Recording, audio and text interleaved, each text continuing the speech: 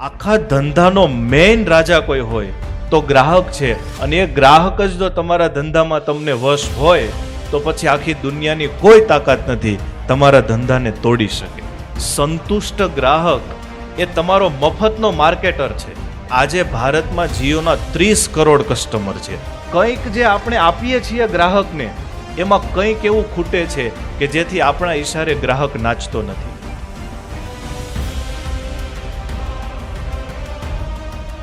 ધંધાનું સત્વ, ગ્રાહકનું મહત્વ. કોઈ પણ બિઝનેસનો રાજા છે એનો ગ્રાહક. જો ગ્રાહક જ ન હોય તો ધંધો જ ન હોય. અને જેનો અનુભવ હમણાં છેલ્લા 1.5 વર્ષથી આપણને થાય છે. સારામાં સારા બિલ્ડરોએ સારામાં સારા ફ્લેટ બનાવેલા હોય છે, પણ કોઈ લેવાવાળું જ નથી આવતું. સુંદર બધી તૈયારીઓ કર્યા પછી જો ગ્રાહકે વસ્તુને પસંદ ન કરે તો પણ એ ધંધો ચાલવો ખૂબ મુશ્કેલ છે. અને એટલા માટે જ કહેવાયું છે, without customer there is no business, there is no company.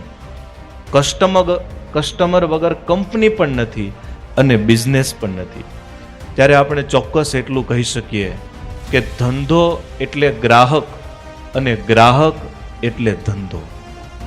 આમાંથી કેટલા જણાને પોતાનો પર્સનલ બિઝનેસ છે? નાની દુકાનથી લઈને મોટી ફેક્ટરી સુધી જેને પર્સનલ બિઝનેસ ધંધો હોય આંગળી ઊંચી કરો. ઘણા બધા છે. હવે જે જોબ કરતા હોય એ આંગળી ઊંચી કરો.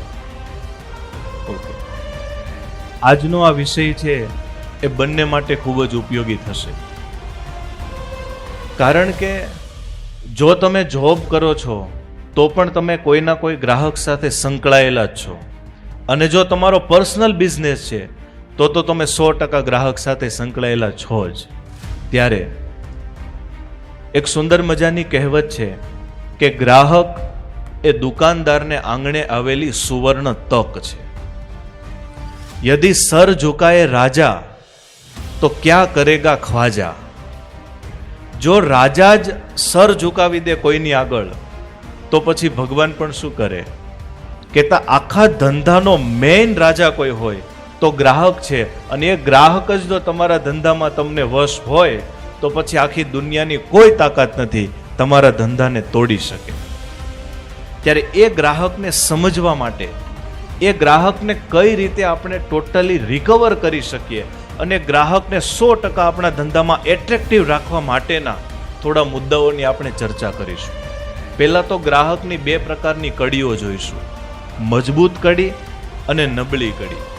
ગ્રાહકની સૌથી મોટામાં મોટી મજબૂત કડી એ છે કે આખા ધંધાનો મોટામાં મોટો ફોર્સ કોઈની પાસે હોય તો ગ્રાહક માટે છે.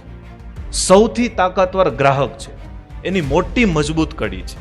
કેમ કે ગ્રાહક છે એ એકલા હાથે તમારા ધંધાને ટોપ પર પહોંચાડી શકે, અને ગ્રાહક છે એ એકલા હાથે તમારા ધંધાને ડાઉન ટુ અર્થ લાવી શકે. કેવી રીતે? 2 એક્ઝામ્પલ દ્વારા આપણે સમજીએ. પંજાબની એક પનીર બનાવતી કંપની છે જેનું નામ છે Verka paneer. Verka low fat paneer, Indian cottage cheese. આ કંપનીએ 2007માં પોતાનો બિઝનેસ ચાલુ કર્યો ત્યારે 200 ગ્રામના પનીરના પેકેટનો ભાવ હતો 20 રૂપિયા. આજથી 12 વર્ષ પહેલાની વાત છે. પ્રોડક્ટ જેવી માર્કેટમાં લોન્ચ થઈ બધાને ખૂબ પસંદ આવી, એટલે 2013 સુધીમાં 20 રૂપિયામાંથી 200 ગ્રામની પ્રોડક્ટનો ભાવ થઈ ગયો 50 રૂપિયા. લોકો એટલી બધી પસંદ કરતા હતા પ્રોડક્ટને કે 50 રૂપિયા દેવા માટે પણ તૈયાર હતા. ગ્રાહક જો રાજી હતા, અને બહુ સરસ કહ્યું છે, સંતુષ્ટ ગ્રાહક એ તમારો મફતનો માર્કેટર છે. આ વાક્ય તમે નોટ કરી લેજો. સંતુષ્ટ ગ્રાહક એ તમારો મફતનો માર્કેટર છે. એટલી બધી પ્રોડક્ટ ચાલી, 2013 સુધીમાં 50 રૂપિયામાં 200 ગ્રામ પનીર વેચાતું હતું. માર્ચ 2014માં આ કંપનીના માલિકોને એમ થયું કે હજી આ પ્રોડક્ટમાંથી આપણે થોડોક વધારે નફો લઈએ, અને એમ વિચારી અને આ પ્રોડક્ટના માલિકોએ માર્ચ 2014માં 50માંથી 60 રૂપિયા ભાવ કરી નાખ્યો. હવે જુઓ, ગ્રાહક છે એ રાજા કઈ રીતે છે? 60 રૂપિયા ભાવ ગ્રાહકોને પસંદ આવ્યો નહીં. 50 રૂપિયા ભાવ પસંદ હતો, પણ 60 રૂપિયા જાજો નહોતો. પણ જો પસંદ ન આવ્યો તો ગ્રાહકની મજબૂતમાં મજબૂત કડી એ છે, તમારા ધંધાને તોડી પણ નાખે. એટલો ધંધો તૂટ્યો કે માર્ચ 2014માં 60 રૂપિયા કર્યા પછી માત્ર એક જ મહિનામાં ધંધો આવી ગયો 50%. કંપનીના બધા ચિંતામાં પડી ગયા, 50% ધંધો એટલે. અને એ કંપનીએ પછી સપ્ટેમ્બર 2014માં ફરીથી 60માંથી 55 કર્યા અને ડિસેમ્બર 2014માં 50 રૂપિયા કરી નાખ્યા. વળી હવે જો મજબૂત કડી જોવાની છો, વળી 50 રૂપિયા કર્યા એટલે પ્રોડક્ટ ઉપડી. અને એવી ઉપડી પ્રોડક્ટ કે અત્યારે એ 200 ગ્રામ પનીરનો ભાવ 200 રૂપિયા છે. આમાં કાંઈ તમને સમીકરણ દેખાય છે? કઈ માર્કેટિંગ કંપની કે કોણ આવા સમીકરણોમાં કામ કરે છે કાંઈ નક્કી નથી. હવે તમને બીજું એક્ઝામ્પલ આપું. બધા જીઓનો કાર્ડ વાપરે જ છે. જીઓ કંપની જ્યારે શરૂ થઈ ત્યારે ફ્રી ઓફ ચાર્જમાં બધાને ઇન્ટરનેટ આપ્યું. ત્યારે કંપનીનો ટાર્ગેટ હતો કે આખા ભારતની અંદર આપણા 10 કરોડ યુઝર્સ હોવા જોઈએ. એ 10 કરોડ યુઝર્સ માટે એણે ફ્રી ઓફ ચાર્જમાં ઇન્ટરનેટ આપ્યું અને એ કંપનીને ગ્રાહકોએ ઉપાડી જુઓ. આજે જીઓના આ મંથના સ્ટાર્ટિંગના લેખમાં લખેલું છે કે આજે ભારતમાં જીઓના 30 કરોડ કસ્ટમર છે. અને બીજી ઘણી કંપનીઓએ મહેનત કરી પણ તોય હજી પહોંચતી જ નથી. તો આ બધું બતાવે છે એ કે આખા માર્કેટનો રાજા છે ને એ ગ્રાહક છે. એ જો તમારો સચવાઈ ગયો તો મજબૂતમાં મજબૂત કડી તમારા હાથમાં આવી ગઈ. પણ એવી જ ગ્રાહકને સાચવવા માટે એની પાછી નબળી કડી જાણવી બહુ જરૂરી છે. કેમ કે દરેક માણસની દબાતી નસ હોય, એની ઉપર તમે પગ મૂકો એટલે ક્યાંય છટકીને જાય નહીં. તો ગ્રાહકની 3 નબળી કડી છે, એને તમારે સાચવી લેવાની. એટલે ગ્રાહક તમારા હાથમાં. પહેલું, ગ્રાહકની નબળી કડી છે, ગ્રાહક છે ને વાંદરા જેવો છે. રાજા, વાજા ને વાંદરા. કેમ કે પાછો રાજાય છે તો ભેગો વાંદરોય અને ભેગું વાજુય છે. વાજુ કહેતા જેમ વગાડો એમ વાગે. વાંદરાને તમે નિસરણી આપો તો એ ચડે જ, અને રાજાને જેમ કાનમાં આપો એ પ્રમાણે કામ થાય. એમ ગ્રાહક છે એ વાંદરા જેવો છે. તમે જેમ નચાવો એમ નાચે. જરૂર છે નચાવતા આવડવું જોઈએ તમને. જો ધંધામાં ગ્રાહકને નચાવતા આવડી ગયું તો યુ આર કિંગ.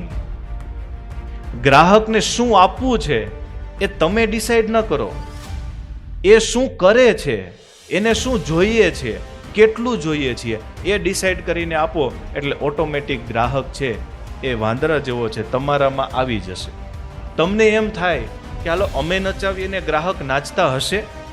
તેના સૌથી મોટા 2 એક્ઝામ્પલ. પહેલું, હમણાં થોડા સમય પહેલા એક સુસાઇડ ગેમ આવી હતી. એનું નામ હતું બ્લુ વેલ ગેમ. આ ગેમની અંદર તમે જુઓ છો સ્ક્રીન પર એવી રીતે 50 દિવસની ગેમ. ખાલી ખબર છે માણસોને કે આમાં મારે છેલ્લે મરવાનું છે. છેલ્લે કેવી રીતે મરવાનું એનો પણ ફોટો તમને દેખાય છે.